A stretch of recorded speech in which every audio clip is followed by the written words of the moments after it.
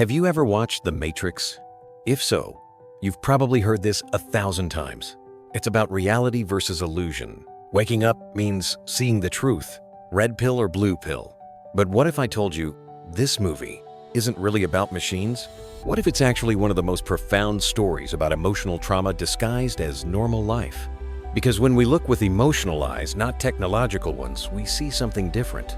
A man stuck in a routine that feels safe, but is empty. Who does everything right, but feels a strange void. Who follows all the rules, but knows, deep down, that something is wrong. And then he meets Morpheus and hears, have you ever felt like your life isn't real? This isn't an invitation to a tech revolution. It's an invitation to inner listening. Neo lives in the normal world, works in an office, wears sweet, meets deadlines, does what's expected, but he doesn't sleep well, has nightmares, feels watched, feels like he's lost control. And this isn't paranoia, it's latent awareness. See, how many of us live like this? We work, reply to emails, smile in meetings, but inside, there's a heavy silence, a feeling of watching our own life from the outside.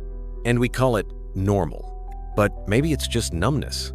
The Matrix, in the film, is a system that keeps humans asleep, fed by false energy, moved by illusions of freedom. But in real life, the Matrix is anything that makes us believe we must work until we break. Love means suffering. Success is productivity. Happiness is having more.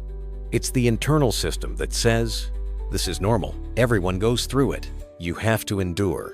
And the more you try to follow the rules, the more you forget yourself. The scene where Neo touches the cold metal wall for the first time, it's not about discovering the world is fake. It's about feeling again. Because when we're numb, we lose contact with temperature, pain, pleasure, emotion, and the body screams, I'm here. You forgot me. But the mind replies, back to work. Morpheus isn't just a rebel leader. He's a mirror, a guide, someone who says, you're not crazy, you're just sleeping. And the red pill? It's not a tech trick. It's an emotional choice. I want to feel the pain. I'd rather truth than comfort. Because many choose the blue pill not out of fear of truth, but out of fear of having to change once they know. And here ends the first block. Neo isn't entering a war against machines. He's entering a war against his own denial. And you? Have you ever felt like you're sleeping while living? Awakening doesn't happen the moment he takes the red pill. It happens slowly. In training, in fights, in mistakes, in doubt. Can I really do this? Emotional awakening isn't a click. It's a painful process of unlearning, relearning, breaking beliefs, facing the void. And Neo doesn't learn Kung Fu because he's gifted. He learns because he needs to survive. Just like someone starting therapy, meditation, journaling doesn't do it for fun. They do it because the pain became bigger than the fear of change. The liquid mirror scene, when his hand enters and the metal melts, it's not just visual effect. It's a powerful metaphor.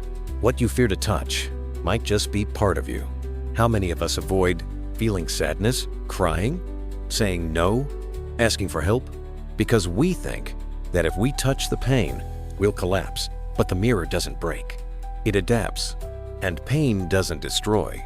It liberates. Trinity represents something rare, someone who already woke up. She doesn't doubt Neo. She believes in him before he believes in himself. That has a name, love that heals, not love that controls. Because many relationships keep us in the matrix. Partners who say, you're overreacting. Friends who laugh at your inner search. Families that punish those who question. But Trinity says, I believe in you. And that changes everything. Agent Smith isn't just a villain. He's the inner voice that says, you're not enough, you'll fail. You're just another nobody. He replicates, persists, pursues. Just like self-criticism, anxiety, fear of not being worthy. And Neo only wins when he understands. You don't exist.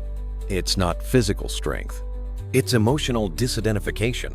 Stopping believing the voice that diminishes you. Agent Smith isn't just a villain. He's the inner voice that says, you're not enough. You'll fail. You're just another nobody. He replicates, persists, pursues. Just like self-criticism, anxiety, fear of not being worthy.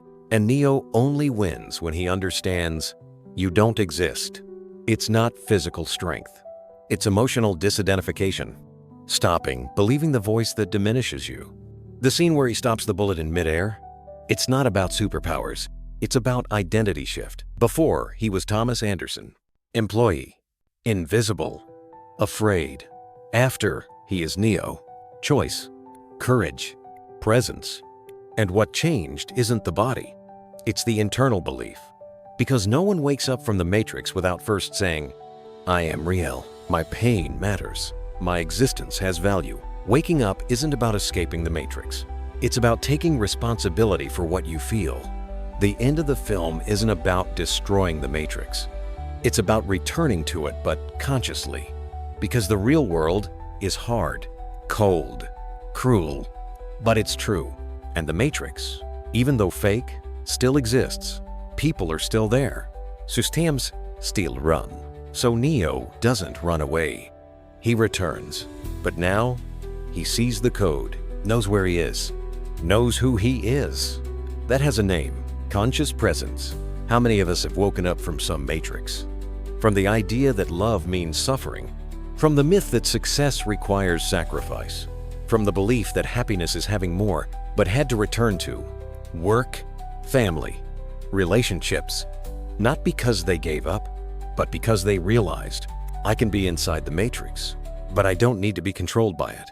You can work in a toxic system without letting it steal your soul. You can be in a difficult relationship without losing your peace. The final scene, when he calls the Oracle and says, the world will change. It's not a threat. It's a promise. Because one single awakening can inspire thousands, and every person who wakes up puts a crack in the system. You don't need to save the world. You just need to stop lying to yourself. The modern Matrix isn't made of machines. It's made of pressure to be productive, constant comparison, denial of pain, shame for feeling. And the red pill today is, I'll stop pretending I'm fine. I'll listen to my sadness. I'll choose to leave autopilot. This movie isn't about 1,999. It's about now. About how many of us sit in front of a computer, feeling a strange emptiness, knowing something is wrong, but afraid to ask, what if all of this isn't real? Thank you for watching until the end. If this resonated with you, maybe it's because you're starting to wake up too. And if so, know you're not alone. Until next time.